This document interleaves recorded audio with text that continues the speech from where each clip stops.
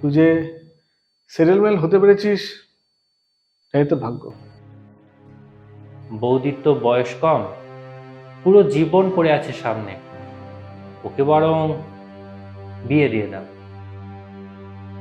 তোমার বয়স অল্প, সারাটা লাইফ তো পড়ে আছে। তুমি বরং আবার বিয়ে করো। ঠাকুরপোকে আমি বিয়ে করব?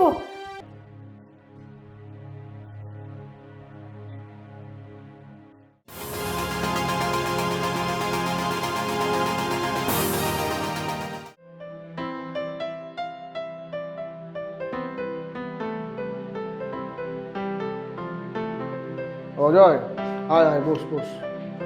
এটাতে সই করে দেবো।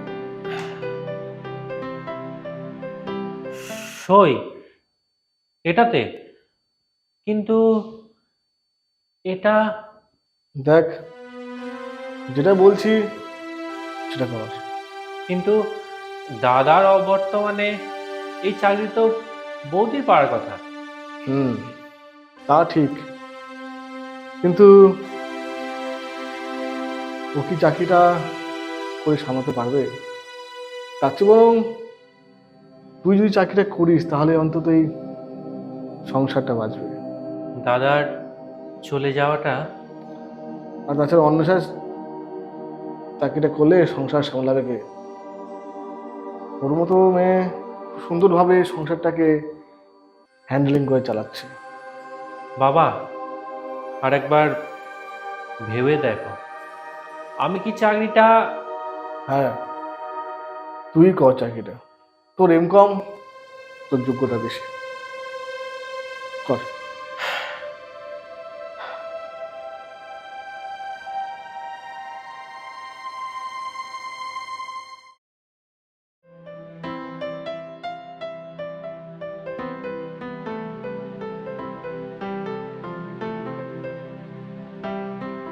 এ না, চা।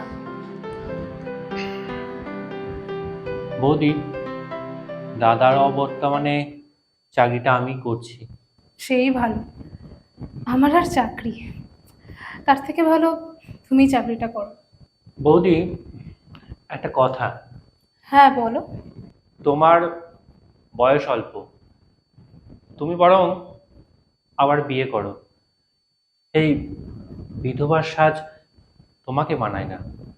আমার কপাল যা আছে তাই হবে। শোনো, তুমি মন দিয়ে চাকরিটা করো।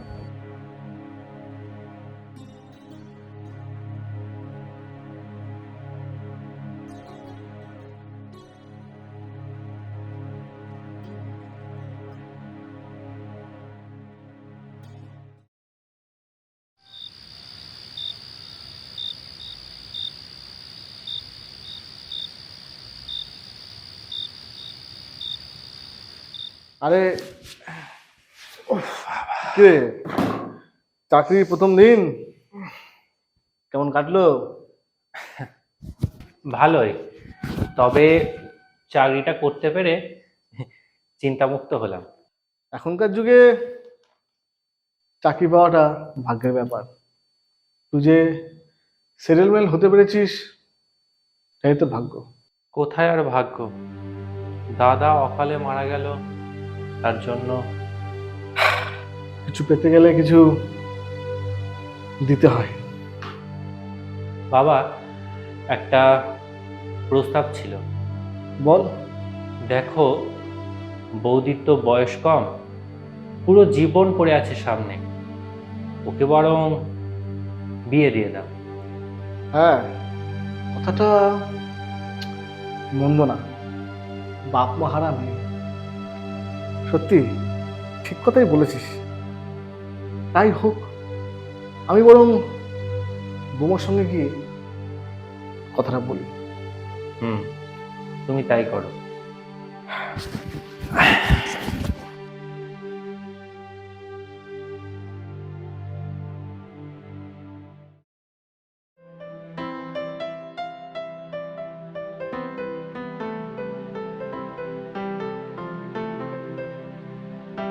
আম, অন্বেষা, হ্যাঁ বাবা, কিছু বলবেন? তুমি এই বাড়িটাকে আলো করে রেখেছো, কিন্তু দেখো কপাল, ছেলেটার যে কি অসুখ হলো।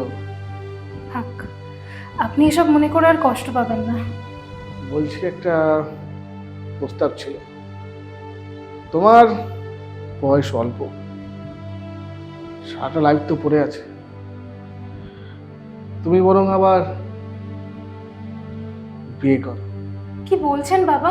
এই সংসারকে আমি ভালোবেসে ফেলেছি। হ্যাঁ, তুমি বিয়ে তাই অজয়কে করবে। ঠাকুরপোকে আমি বিয়ে করব? হ্যাঁ জানি, তুমি সংসারটাকে ভালোবেসে ফেলেছো, তাই তো অজয়কে বিয়ে করলে তোমার এই সংসারও থাকা হবে, আবার তোমার লাইফটাও নষ্ট হবে। কিন্তু বাবা, অজয়, তার যদি অন্য কোনো ইচ্ছা থাকে বা অন্য কোনো পছন্দ থাকে তখন? সেটা পরের ব্যাপার, তুমি রাজি কিনা সেটা বড় ব্যাপার। তোমাকে আমি এই বিধবার সাজে তোমাকে আমি আর দেখতে পাচ্ছি না। ঠিক আছে, আপনি গুরুজন মানুষ, আপনার কথা ফেলার সাধ্য আমার নেই। ব্যাস ব্যাস ব্যাস, এতে আমি খুশি খুশি। হ্যাঁ।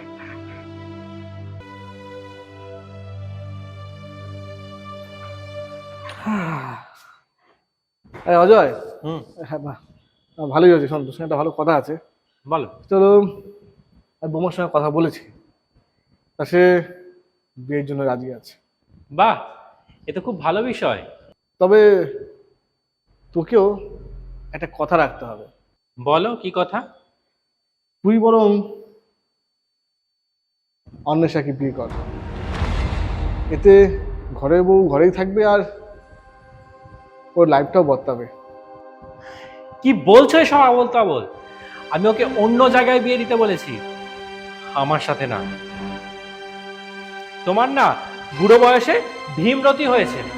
আমি চাকরি করি, আমার জন্য সুন্দরী শিক্ষিতা মেয়েরা সব লাইন দিয়ে আছে,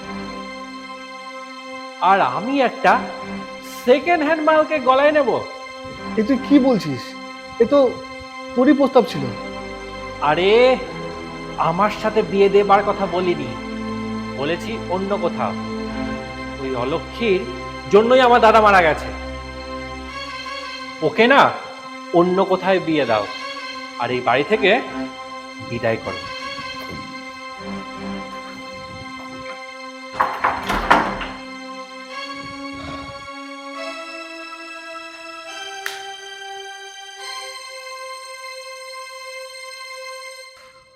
হামজাদা, আমি অলক্ষী? তাহলে আমার পেছনে এরকম চুপচুপ করতে কেন?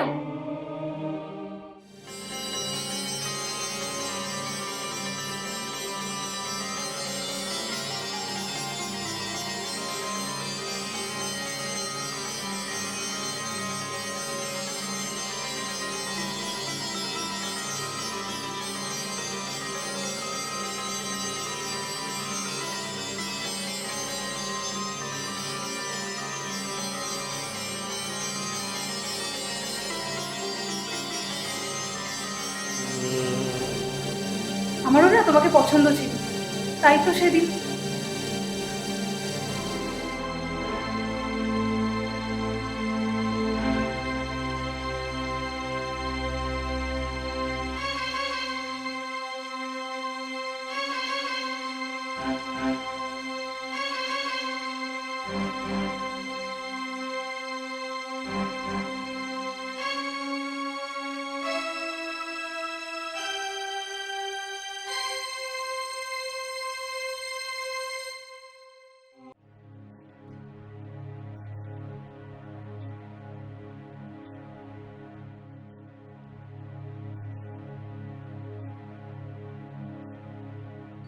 কি দেখছো ওরকম করে?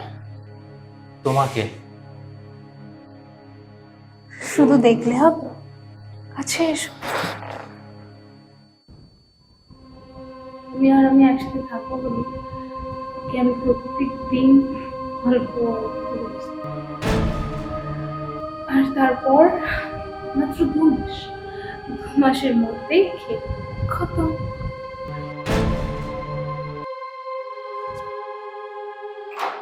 বা চমৎকার।